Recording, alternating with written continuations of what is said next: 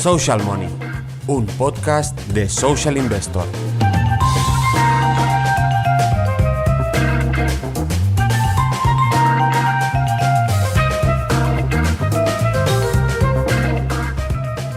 COP26. No sé si le suena. ¿Le suena? Pues le adelanto que no vamos a hablar de la COP, aunque igual estaba usted esperando eso de nosotros, esperemos que no le decepcionemos, discúlpenos. Soy Cristina Triana, escucha usted Social Money, el podcast Social Investor, y vamos a tratar de no hablar de la COP, sino de los datos que nos llevan a pensar que la conferencia climática, por mucho ruido que genera alrededor, necesita todavía mucho más trabajo empresarial y político y regulatorio para que esa ruta net cero esté asfaltada, porque hoy vemos caminos, pero todavía arenosos, tortuosos, y aquí las cotizadas españolas pues tienen bastante trabajo.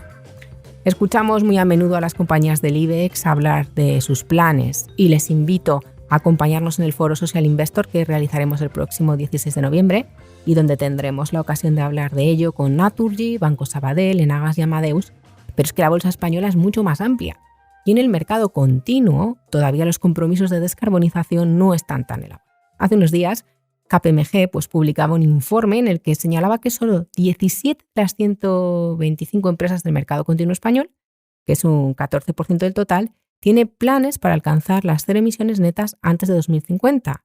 O, dándole la vuelta al porcentaje, el 86% no tiene ningún plan.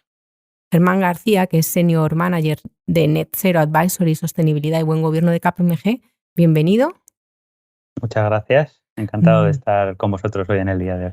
Nos va a arrojar luz y a explicarnos por qué sucede esto, porque una de sus funciones es justo trabajar con las empresas para desarrollar sus planes de transición.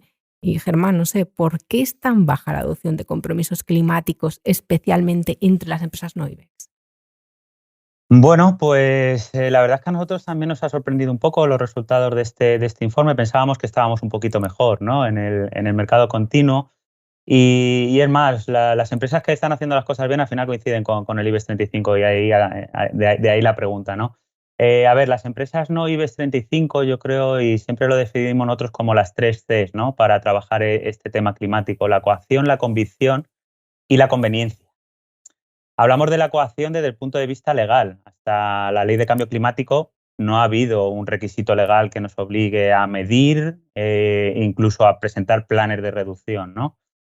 La convicción, pues bueno, ha brillado por su ausencia también en los consejos de administración y los comités de dirección. Hasta el día de hoy, pues el cambio climático era algo que dependía de los departamentos de medio ambiente y que, bueno, normalmente los consejos decían, pues oye, encargaros y hacerlo bien, ¿no? Y la conveniencia, tampoco se le ha visto la ventaja competitiva a trabajar temas de cambio climático. Que al final no nos olvidemos que todo lo que sea reducir el impacto en cambio climático, en muchas líneas se está reduciendo costes y aumentando beneficios de las empresas. Con lo cual, yo creo que las empresas no IBEX 35 no han sentido tanto la presión como se persigue a esas empresas que sí que forman parte de este rating. No han sentido tanto la presión de tener que trabajar este tema del cambio climático porque, primero, nadie se lo ha exigido, no estaban convencidos de ellos y no le veían ninguna ventaja competitiva.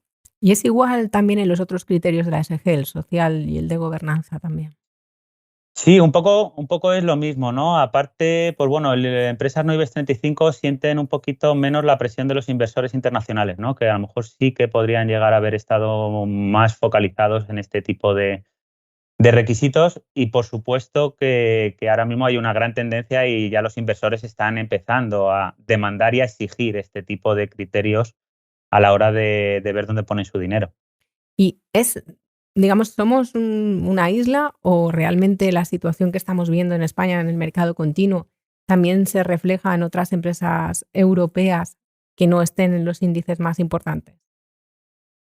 Pues a ver, lamentablemente estamos un poquito peor que Europa, ¿vale? El estudio que hemos realizado y en el que me gustaría matizar una cosita respecto a los resultados. Nosotros hemos visto que ese 14% de empresas que comentabas han presentado un compromiso net zero. Pero presentar un compromiso net zero no quiere decir que tengas un plan que lo acompañe. Cuando hemos estado investigando qué es lo que hay detrás de esos compromisos, ese greenwashing que que conocemos todos, ¿no? Hemos visto que se reduce a menos de la mitad ese porcentaje de empresas que realmente se han comprometido y establecen un objetivo, o sea, establecen un plan de transición concreto con acciones concretas y supervisado de una manera concreta para la consecución de este compromiso. A partir de aquí, pues bueno, y aprovechando la situación y las semanas en las que nos encontramos, nosotros hemos hecho una comparativa, ¿no?, con el Eurostock 50 a nivel Europa y con el FTSE 100 de Inglaterra. Ujú. En cuanto a gestión de planes de reducción, aquí nos hemos focalizado en planes de reducción por la disponibilidad de datos que había en el momento, ¿no? Y nos hemos planteado y hemos hecho el análisis en base a la iniciativa Invest Target, que, pues bueno, para los oyentes que no la conozcan, Invest Target es una iniciativa que lo que te dice es, oye, cuando hagas tu plan de transición, alineémonos con la ciencia, es decir, estemos alineados con la consecución del objetivo de París y nos dan varias opciones, o estar alineado con 2 grados, con menos de 2 grados o con 1,5, ¿no? Lo cual refleja el compromiso de las organizaciones para reducir. En este caso, por ejemplo, el mercado continuo, solamente ese 17-18% que comentábamos, tiene objetivos de reducción basados en la ciencia. Cuando nos vamos a ver Inglaterra, ¿no?, que por la situación de la COP, pues nos pareció interesante hacer esta comparativa, estaríamos hablando de que aumenta hasta el 53%. Y cuando nos vamos a Europa, este dato aumenta todavía un poquito más y nos vamos al 56%. Al final, en Europa tenemos potencias muy grandes de países que están trabajando o que van más adelantados que España en este tema. Y bueno, y Reino Unido lo está demostrando en estos días, ¿no? Se han marcado el claro compromiso de ser referentes en gestión del cambio climático y se ve reflejado en estos índices. Bueno, pues tenemos el qué, pero nos falta un poco el cómo. Y también, si lo queremos ver desde el punto de vista positivo, lo que quiere decir es que España en los próximos años, y lo estamos viendo en algunos movimientos activistas, por ejemplo con Chris Hohn y la cantidad de empresas españolas que este año sí han votado en la Junta planes climáticos, que en esto hemos sido un mercado quizás un poquito pionero, hemos visto mucha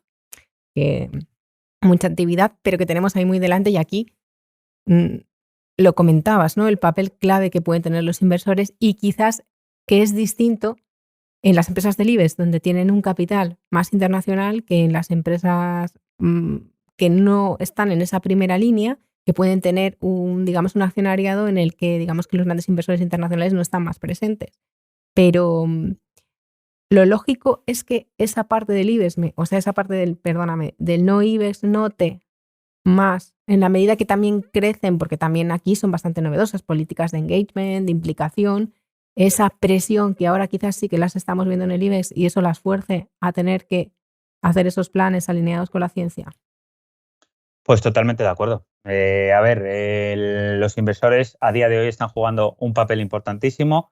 Ya lo venían jugando, pero parece que va a ser un punto de inflexión estas 2 semanas. Han hecho grandes compromisos para mover y movilizar la inversión privada para garantizar esa transición de cambio climático que necesitamos para conseguir ese net zero. Y yo creo que lo que vienen buscando, y con esto empiezo a contestar a tu segunda pregunta, ¿no? Lo que vienen a decir es, oye, yo me comprometo a invertir para garantizar esta transición, pero ya que me estoy comprometiendo para invertir, yo necesito información necesaria para poder tomar decisiones, para poder saber en qué voy a invertir mi dinero, que esté alineado con el Acuerdo de París, con los objetivos de reducción, etcétera, etcétera, ¿no? El IBEX 35 ya lo nota, lo viene notando, tienen inversores mucho más potentes, ¿no?, como comentabas, a lo mejor más presencia internacional también, pero las empresas no IBEX 35 a día de hoy ya lo tienen que estar notando, y a medida que se vayan haciendo más grandes, mucho más, ¿no?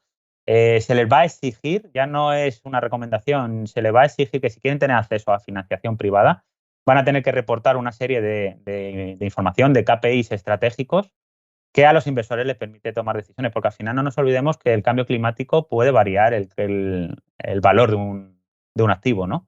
Entonces, eso para los inversores es vital, conocer el impacto de los riesgos derivados del cambio climático en una organización, pues les va a permitir decidir si sí o si no meto mi dinero en este negocio, ¿no? Tiene la sensación que quizás esa parte de de las empresas menos grandes, tienen o son conscientes de que cada vez el cambio climático lo que está poniendo quizás en riesgo indirectamente también pueda ser pérdida de inversores institucionales y justo, evidentemente, la pérdida de inversiones institucionales o la capacidad para atraer menos inversores institucionales tiene una repercusión en el valor en bolsa. Hacía referencia también que quizás todavía no se está percibiendo y por eso pues vemos, digamos, que haya tan pocas empresas cotizadas españolas en el continuo que ya tienen esos planes de transición. Pues a ver, totalmente de acuerdo. El no trabajar cambio climático, y aquí voy a ampliar un poquito más el espectro, ¿no? Porque las institucionales no se focalizan únicamente en exclusivo en cambio climático, tienen una visión más holística, ¿no? De ESG en general, lo hablábamos antes. Hemos hablado de cambio climático, pero luego me preguntabas también otros factores como es el social, el gubernamental y otros factores dentro del medioambiental, ¿no? Porque en el medioambiental parece que es solamente cambio climático y hay muchas más cosas que hay que trabajar, ¿no? Tiene unos requisitos más exigentes todavía que los inversores privados, ¿no? El listón lo han puesto más alto y las empresas tienen que ser conscientes que si quieren acceder a este tipo de financiación van a tener que dar respuesta a estos requisitos. Y aquí me reitero, y no solamente a cambio climático, sino a los otros factores medioambientales, sociales y de gobernanza, ¿no? Y la gobernanza puesta casi al frente porque al final no nos olvidemos que son los órganos de gobierno los que tienen que tirar de todo esto, ¿no? Y los que tienen que promover y los que tienen que monitorizar y los que tienen que ser conscientes para poder poner los recursos necesarios para que todo esto se cumpla y se estructure internamente y puedas dar respuesta a las necesidades de tus stakeholders, de inversores, institucionales, incluso clientes, ¿no? Y aquí entraría todo lo que sería los stakeholders de las compañías. Se refería hace nada a la ley de cambio climático que se ha aprobado este año y que cambia un poco, ¿no? Que fuerza. ¿Está por fin la regulación ayudando? O sea, hasta ahora quizás también pueda ser que al no sentir esa presión a la que hacía referencia a nivel regulatorio, pues también, pues bueno, hasta que no te fuerzan, no lo haces y que esta sea un poco la causa de que las empresas españolas comparadas, por ejemplo, con otras europeas estén por detrás. Sí, o sea, la regulación hasta día de hoy, bueno, no es que no obligara o no, es que no existía, ¿no? O sea, hasta día de hoy no ha habido una ley como la Ley de Cambio Climático y Transición Energética que te diga, oye, esto lo tienes que hacer y si no lo haces va a tener unas consecuencias. También tenemos que ver cuáles van a ser las consecuencias, ¿no? Que todavía están por definir y tenemos que ser conscientes de que o las consecuencias son peores de trabajar en esta transición o las empresas van a seguir como hasta ahora, ¿no? Porque desde mi punto de vista va a haber un balance. ¿Qué me va a costar más? ¿Cumplir la ley o pagar la multa, ¿no? Por decirlo de alguna manera. Con lo cual, la ley de cambio climático yo creo que va a ser también un punto de inflexión. Si queremos ser net zero, lo hemos establecido a nivel Europa, ahora se ha traspuesto a nivel España. Esto va a caer en cascada a todas las empresas, independientemente de su tamaño, de su rama de actividad o de su sector. Porque si el país tiene que ser neutro en emisiones de gases de efecto invernadero, todos vamos a tener que ser neutros. Entonces, la legislación está ayudando, yo creo que va a ayudar. Sí que es cierto que lo comentábamos antes, parece que el marco está lejos, ¿no? Pero las empresas que no empiecen a trabajarlo desde ya se van a encontrar con un problema al final. Y bueno, implicaciones, pues tenemos que ver primero, al final, en temas de cambio climático, qué empresas van a tener que reportar y qué empresas no, una huella de carbono con sus tres alcances, ¿no? Emisiones directas, indirectas y un plan de reducción. Y a partir de ahí, pues está claro, ¿no? Va a haber que reportarlo en estos estados de información no financiera y no solamente cuál es mi impacto, sino qué planes estoy implementando y cómo los estoy alineando para que realmente lo que digo que voy a hacer, pues se acabe cumpliendo, ¿no? Pues hay un mix, ¿no?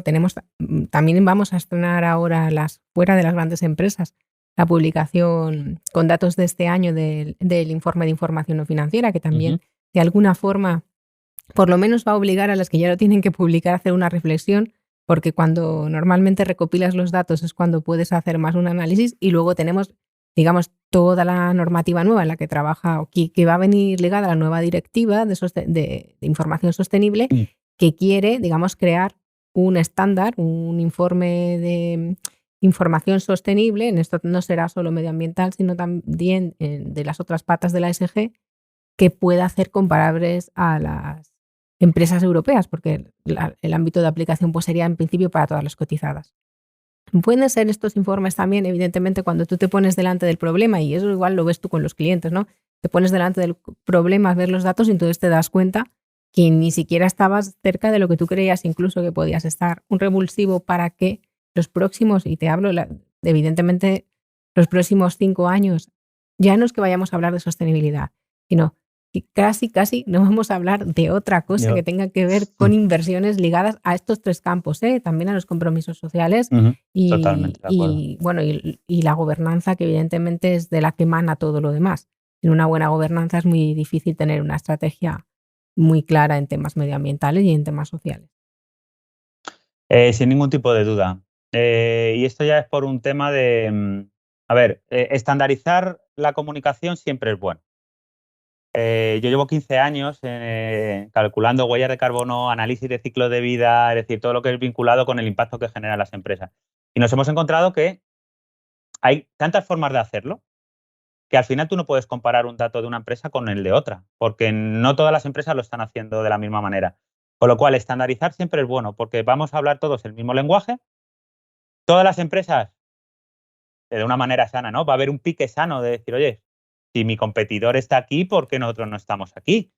Ya solamente sea por igualarse o superar a tu competidor, pues este tipo de iniciativas va muy bien. Y luego está, lo comentábamos antes, creo también, hay una cosa que está muy clara. Si los inversores van a tener criterios ESG y con foco en cambio climático para decidir dónde invertir, necesitan tener un marco de referencia. Necesitan saber y que las empresas les den la información necesaria para tomar una decisión argumentada, porque si no, va a seguir sucediendo lo de hasta ahora. Oye, sí, vamos a hacer esto, y luego se queda en humo. Y yo les entiendo a los inversores están diciendo, vale, a nosotros nos estáis metiendo mucha presión con hacia dónde estamos destinando nuestro dinero, pero nosotros necesitamos la ayuda de la empresa privada para que nos dé la información. Si nosotros no tenemos la información, no podemos tomar esas decisiones. Con lo cual, yo creo que todo lo que sea estandarizar la comunicación, y con esta iniciativa que ha surgido de un estándar de referencia común para todos, yo creo, primero, que vamos a hablar todos el mismo idioma, que vamos a poder empezar a hacer análisis sectoriales realmente comparativos, que para mí es lo más interesante, ¿no? Y por último, que los inversores van a tener la información necesaria para tomar esas decisiones. Que si les estamos exigiendo, todas las empresas tienen que poner de su lado para poder cumplir con este objetivo. Pues espero que por la parte que nos toca también como medio de comunicación seamos capaces de ayudar a que haya visibilidad también a esa información. Germán, muchísimas gracias por este rato con nosotros. Pues nada, gracias a vosotros, y igual que vosotros tenéis ese reto, ¿no?, de ayudar a comunicar, desde KPMG tenemos el reto de ayudar a implementar, ¿no? Y estamos focalizados 100% en la transición hacia el Net Zero. Y bueno, invitamos a todas las empresas que hagan esta reflexión, ¿no? Porque más pronto o más tarde van a tener que estar en este juego del Net Zero. Y bueno, yo he dicho juego, pero no es un juego, ¿no? Es algo muy serio que lo estamos viendo estos días, y lo han dicho los científicos, estamos en un código rojo y hay que tomar medidas drásticas para solucionarlo y que no afecte al futuro. Sí, porque muchas planeta. veces cuando hablamos de mucho de números, nos olvidamos que al final esto tiene el objetivo de que este planeta aguante y que pueda sobrevivir el resto de generaciones. O sea, al final, el desarrollo económico que quizás tuvimos con el desarrollo del capitalismo se hizo sobre la base de la contaminación. Ahora, para poder continuar manteniendo el planeta en buenas condiciones, para los que vienen después, pues tenemos que descontaminarlo, lo que hemos contaminado, y al final a veces es verdad que esto se nos olvida. Pues muchísimas gracias, Germán. A vosotros. Y a usted pues le espero en la próxima edición de Social Money. Que tenga buen día, buena madrugada, lo que usted prefiera. Hasta pronto.